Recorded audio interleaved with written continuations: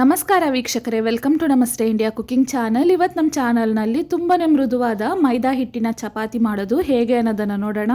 ಚಪಾತಿ ತಣ್ಣಗಾದ್ಮೇಲೆ ಇದನ್ನು ನಾನು ಕಿತ್ತು ತೋರಿಸ್ತಾ ಇದ್ದೀನಿ. ನೋಡಿ ಎಷ್ಟು ಸಾಫ್ಟ್ ಆಗಿದೆ ಅಂತ.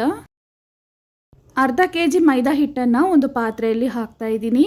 ಬ್ರ್ಯಾಂಡೆಡ್ ಮೈದಾ ಹಿಟ್ಟನ್ನು ಯೂಸ್ ಮಾಡಿ. ಲೂಸಲ್ಲಿ ತಗೊಂಡ್ರೆ ಅಷ್ಟೊಂದು ಸಾಫ್ಟಾಗಿ ಬರೋದಿಲ್ಲ. ರುಚಿಗೆ ತಕ್ಕಷ್ಟು ಉಪ್ಪನ್ನು ಹಾಕ್ತಾ ಇದ್ದೀನಿ, ಅಂದರೆ ಅಂದಾಜಿಗೆ 1 ಸ್ಪೂನ್ ಅಷ್ಟು. 1/4 ಲೋಟ ನೀರನ್ನು ಹಾಕಿ ಇದನ್ನು ಸಾಫ್ಟಾಗಿ ನಾದ್ಕೊಬೇಕು. ಅಂದರೆ ಅಂದಾಜಿಗೆ 300 ml ಅಷ್ಟು ನೀರು. ತಣ್ಣೀರನ್ನೇ ಹಾಕ್ತಾ ಇದ್ದೀನಿ. ಇದನ್ನು 5ರಿಂದ 6 ನಿಮಿಷದವರೆಗೂ ಚೆನ್ನಾಗಿ ಒತ್ತಿ ಫೋರ್ಸ್ ಕೊಟ್ಟು ನಾದ್ಕೊಬೇಕು. ಈ ಚಪಾತಿ ಇಷ್ಟೊಂದು ಸಾಫ್ಟಾಗಿ ಬರೋದಕ್ಕೆ ಕಾರಣನೇ ನಾವು ಎಷ್ಟು ಚೆನ್ನಾಗಿ ನಾದ್ಕೊಳ್ತೀವೋ ಅಷ್ಟು ಚೆನ್ನಾಗಿ ಬರುತ್ತೆ.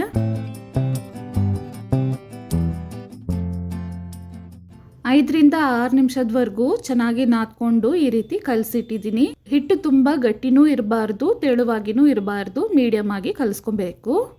ಇದ್ರ ಮೇಲೆ ಒಂದು ಚಿಕ್ಕ ಸೌಟಷ್ಟು ಎಣ್ಣೆಯನ್ನು ಹಾಕ್ತಾ ಇದ್ದೀನಿ. ತಟ್ಟೆಯನ್ನು ಹಾಕಿ ಮುಚ್ಚಿಟ್ಟು ಇದನ್ನು 1 ಅವರ್ ಹಾಗೇನೆ ಬಿಡಬೇಕು. 1 ಅವರ್ ಆದಮೇಲೆ ತುಂಬ ಇಂಪಾರ್ಟೆಂಟ್ ಕೆಲಸ ಇದೆ. ಅದನ್ನು ಮಾಡಿದಾಗ ಮಾತ್ರ ಈ ಚಪಾತಿ ಇಷ್ಟೊಂದು ಸಾಫ್ಟಾಗಿ ಆಗುತ್ತೆ. ಹಿಟ್ಟನ್ನು ಕಲಸಿ 1 ಅವರ್ ಆಗಿದೆ.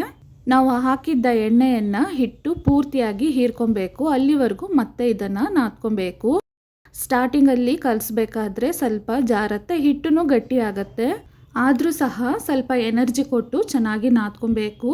ನಾವು ಈ ರೀತಿ ಮಾಡ್ತಾ ಇರಬೇಕಾದ್ರೆ ಎಣ್ಣೆಯನ್ನು ಹಿಟ್ಟು ಹೀರ್ಕೊಂಡು ಮೊದಲಿನಂತೆ ಚೆನ್ನಾಗಿ ಸಾಫ್ಟ್ ಆಗುತ್ತೆ. ಹಿಟ್ಟು ಎಣ್ಣೆಯನ್ನು ಸಂಪೂರ್ಣವಾಗಿ ಹೀರ್ಕೊಳ್ಳೋಕ್ಕೆ 5ರಿಂದ 6 ನಿಮಿಷನಾದರೂ ಬೇಕಾಗತ್ತೆ. ಅಲ್ಲಿವರೆಗೂ ಮಿಕ್ಸ್ ಮಾಡ್ತಾ ಇರಬೇಕು. ಈ ರೀತಿ ಹಿಟ್ಟನ್ನು ಕಲಿಸ್ಕೊಂಡು ಮೈದಾ ಚಪಾತಿಯನ್ನು ಮಾಡಿದ್ರೆ ಒಂದಿನ ಆದ್ರೂ ಸಹ ಬಿಸಿ ಇದ್ದಾಗ ಎಷ್ಟು ಸಾಫ್ಟ್ ಆಗಿರುತ್ತೋ ಅಷ್ಟೇ ಸಾಫ್ಟ್ ಆಗಿರುತ್ತೆ ಚಪಾತಿ. ಇವಾಗ ಆಗಿದೆ. ಈಗಲೇ ಚಪಾತಿಯನ್ನು ಮಾಡ್ಬೋದು, ಇಲ್ಲಾಂದರೆ ಇನ್ನೂ ಒಂದು ಅರ್ಧ ಅವರ್ ಬಿಟ್ಟು ಮಾಡ್ಬೋದು, ಇನ್ನೂ ಸಾಫ್ಟ್ ಆಗುತ್ತೆ. ನೋಡಿ, ಈ ರೀತಿ ಉಂಡೆಯನ್ನು ತಗೊಂಡಿದ್ದೀನಿ.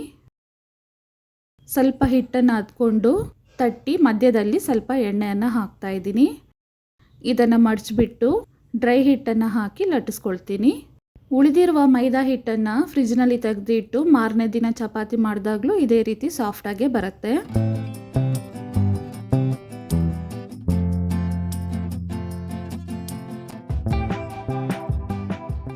ನೋಡಿ, ಹಿಟ್ಟನ್ನು ಈ ರೀತಿ ಲಟ್ಟಿಸ್ಕೊಂಡಿದ್ದೀನಿ.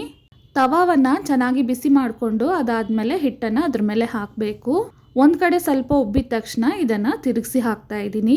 2 ಕಡೆನೂ 1 ಸ್ಪೂನ್ ಸನ್ಫ್ಲವರ್ ಎಣ್ಣೆಯನ್ನು ಹಾಕಿ ಚೆನ್ನಾಗಿ ತಿರುಗಿಸಿ ಹಾಕ್ತಾ ಲೈಟ್ ಕಂದು ಬಣ್ಣಕ್ಕೆ ತಿರುಗೋವರೆಗೂ ಇದನ್ನು ಬೇಯಿಸಬೇಕು. ಚಪಾತಿ ಇದಕ್ಕೂ ಇನ್ನೂ ಸಾಫ್ಟ್ ಆಗಬೇಕಂದ್ರೆ ಚಪಾತಿಯನ್ನು ಮಾಡಿದ್ಮೇಲೆ ಒಂದು ತಟ್ಟೆಯಲ್ಲಿ ಹಾಕಿ ಇನ್ನೊಂದು ತಟ್ಟೆಯಿಂದ ಅದನ್ನು ಸ್ವಲ್ಪ ಹೊತ್ತು ಮುಚ್ಚಿಡಿ. ಆ ಬಿಸಿನಲ್ಲಿ ಇನ್ನೂ ಮೃದುವಾಗುತ್ತೆ. ತುಂಬಾ ಮೃದುವಾದ ಮೈದಾ ಚಪಾತಿ ಇವಾಗ ರೆಡಿಯಾಗಿದೆ. ನೀವು ಮನೆಯಲ್ಲಿ ಒಂದ್ಸಲ ಟ್ರೈ ಮಾಡಿ ನೋಡಿ. ಧನ್ಯವಾದಗಳು.